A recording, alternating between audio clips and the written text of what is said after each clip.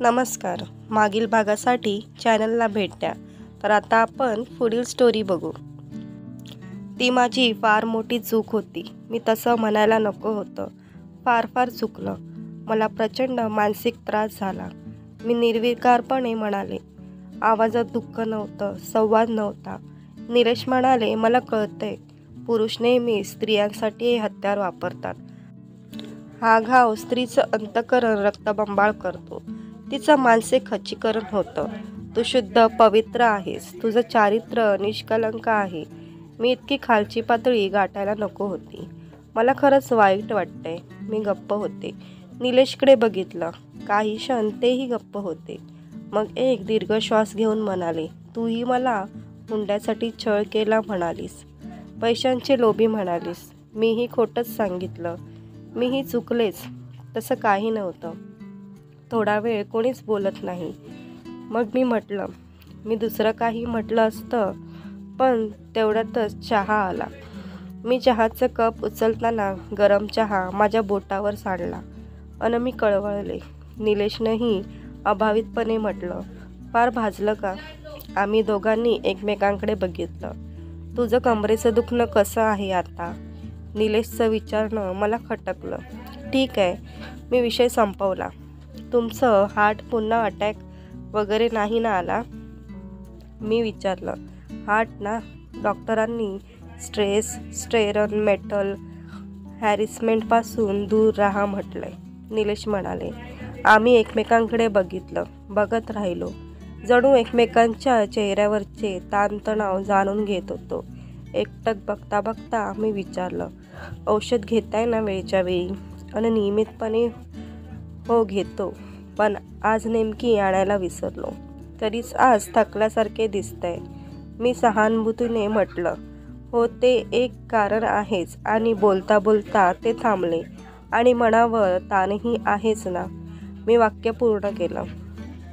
काही वेळ ते विचार करत होते. मग म्हणाले, तुला 15 लाख रुपये द्यायचे आहेत आणि महिन्याला 20,000. तर मग? मी विचारलं. एक फ्लॅट आहे, तुला ठाऊक आहेच.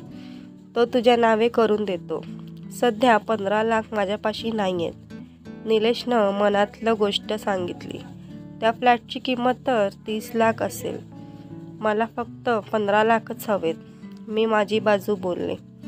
मुलगा मोठा होतोय. 100 खर्च समोर येतील. ते म्हणाले, हो, पण 20,000 दर महिन्याला तुम्ही देणार आहात ना? मी म्हटलं, हो, ते तर नक्कीच देईन. तुमच्याकडे 15 लाख नसतील तर मला नका देऊ. माझ्या स्वरात जुनी आपुलकी होती. ते माझ्याकडे बघू लागले. मीही त्यांच्याकडे बघत होते.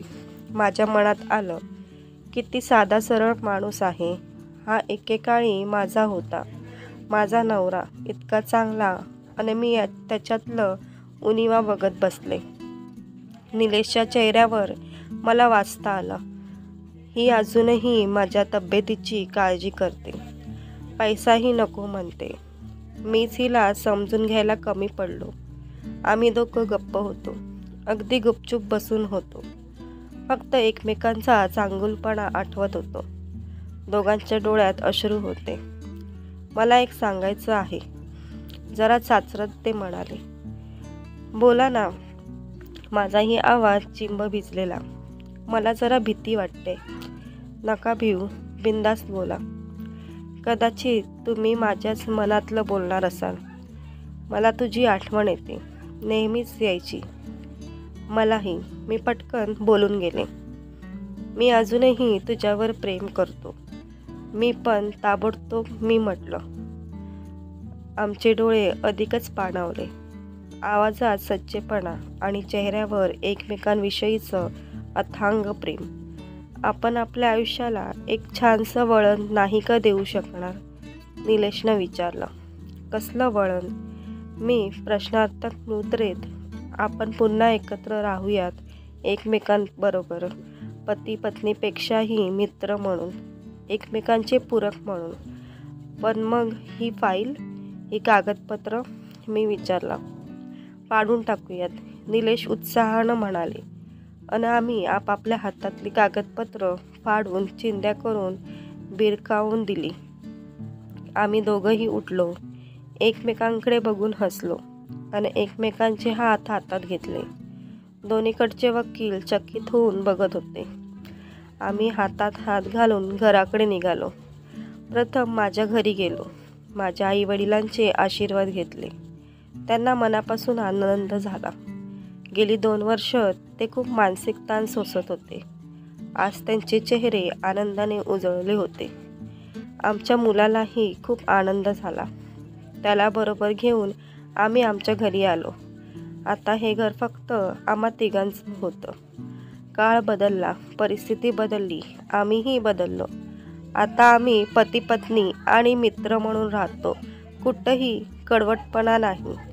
आमचे संबंध सुधारले आहेत आणि आमच्यासारखे सुखी आम्हीच आहोत.